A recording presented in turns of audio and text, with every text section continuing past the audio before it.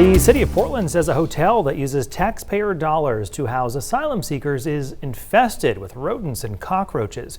Good evening, everyone. I'm Brian Yacono. And I'm Amanda Hill. News Center Maine's Chris Costa has been digging into this story for a while. And Chris, when you hear the details on this, you kind of wonder how this could have been allowed to happen. Well, and it's very complicated, but we're going to start at the beginning. You might be familiar with this term general assistance. It's money that cities and towns use as a last resort to help people cover their basic needs, including food and shelter. Bottom line here, taxpayers from all over the state have been paying for this one hotel in Portland to house immigrants in cockroach-infested rooms. City staff say that hotel is not only exploiting the emergency that these immigrants are in, it's taking advantage of you, the taxpayer. For people fleeing violence in their home countries, this Motel 6 in Portland was supposed to be a refuge. It turned out to be the opposite. People who lived there suffered a lot. This woman, named Joanna, told us she lived at the motel for 11 months, nearly a year of squalor. Cockroaches were coming through the ceiling while we were sleeping and attack us. Just last week, the city of Portland issued a notice of violations to Motel 6, citing health concerns involving rodents and vermin, including cockroaches. But Joanna and others say that's not all they dealt with. At 6 in the morning, the staff would bang on the door, ordering us to get our GA receipts.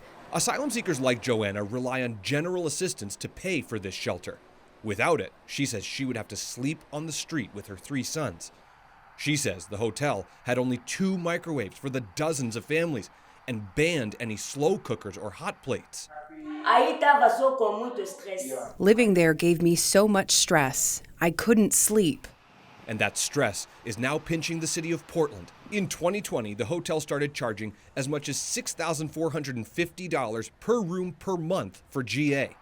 In 2023, that totaled almost $10 million for this hotel alone, all from general assistance funds paid ultimately by taxpayers all over the state. The cost of the hotel has become too much to bear for the city and for the state. Portland City Manager Danielle West said the city is not sending any new asylum seekers there because of the cost and conditions. The problem? West says Motel 6 is the only hotel in Portland willing to take them in. State law requires cities and towns to use GA as a last resort to pay for shelter for people who are in an emergency, regardless of cost. That's what we've been complying with, and we just really have no other spot for these families to go to. Do you feel that the Motel 6 is exploiting the situation the city's in and the situation these asylum seekers are in? I do feel, as a municipal official, that we are being taken advantage of in a variety of circumstances because we are between that rock and a hard place. It's a different dilemma for the people living there. Joanna said it was so bad, she wanted to go back to Angola. I didn't feel like I was in America. So today I spoke with the general manager at Motel 6. She said she could not comment, and she said she had no idea about the violations that the city's notified them of. She urged us to reach out to corporate. We did. They said they're working to understand the situation more. Brian and Amanda, Danielle West, the city manager, says Portland has contracts with other hotels in Freeport and Auburn, but the cost is only $90 per night. So now Portland is working with the state to decommission Motel 6 as a shelter space.